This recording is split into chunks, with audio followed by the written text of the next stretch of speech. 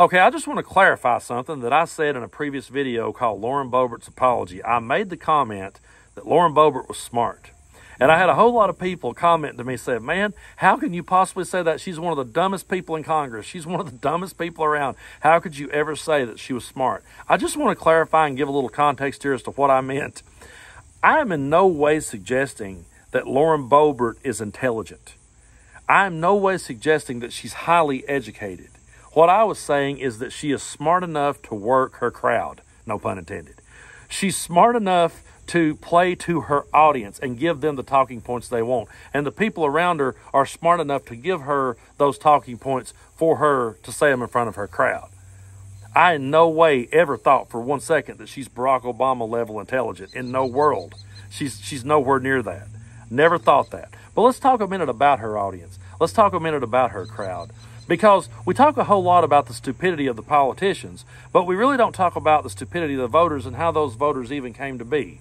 And I've said this for a long time. I really believe that the reason we're in the boat we're in today is because Donald Trump ushered people in to the political arena. He ushered people into the political discussion that had absolutely no idea how politics or government works. These people had just had a steady diet of reality shows. They had had a steady diet of watching him on The Apprentice and thinking that if he became president, he could treat the presidency and our government the same way that he treated his reality show. No matter which reality show you watch out there, and by the way, it's all scripted reality, so how the hell is that a thing? But it's all scripted reality in every reality show. I don't care if you're watching one about music or a tattoo parlor or a pawn shop. They all have the same exact formula on all of them. You've got the nice guy, you've got the anchor, the centerpiece. Then you've got the guy that's the voice of reason. Then you've got the comic relief, and then you've got the raging asshole. And that's been the formula on every one of those shows. And people have spent the last 20 years watching that kind of shit, seeing it. They come home from work every day, they plop down on the couch, and that's what they watch for entertainment, and they think that that is the real world.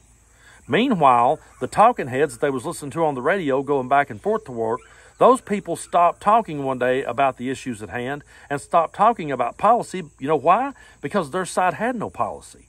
Their side had no new ideas. There has not been a new idea on the Republican side of the aisle that I can remember in years. When have they ever had a new idea about anything? They don't. They stopped talking about it, and instead they started feeding people all these culture wars. Suddenly they got everybody worked up, and the word woke came into the picture. Everyone was woke. If you tried to raise awareness on any issue at all, you were demonized for doing so.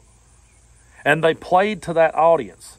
They sat and they played that so hard and so well. And they threw every stupid culture war they could at them to distract them from the fact that they had no new ideas. The only idea that the Republican Party has is how to make rich people richer and how to make poor people and the working poor gullible enough to keep voting against their own interest.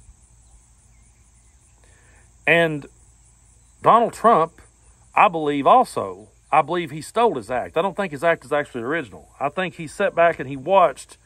This thing has been going on for a long time. If you really want to get kind of creeped out, go back and listen to Spiro Agnew talk.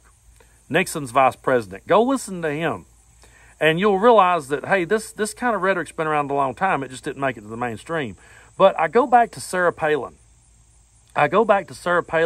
Being one of the first to really start catering to that conspiracy theory crowd and really to start catering to all the culture wars.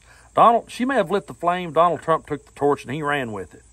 And he paved the way for people like Lauren Boebert. He paved the way for people like Marjorie Taylor Greene and their style of rhetoric. And they're latching onto that because they realize there's an audience for it. Are they smart, highly educated, intelligent people? Hell no. But they're smart enough to work a crowd and grift a crowd for the money. And at the end of the day, that's all this is about. But eventually that kind of politics will have to get old with people. And eventually people will have to realize that, hey, you know what? All this flash that they're showing me has no substance whatsoever.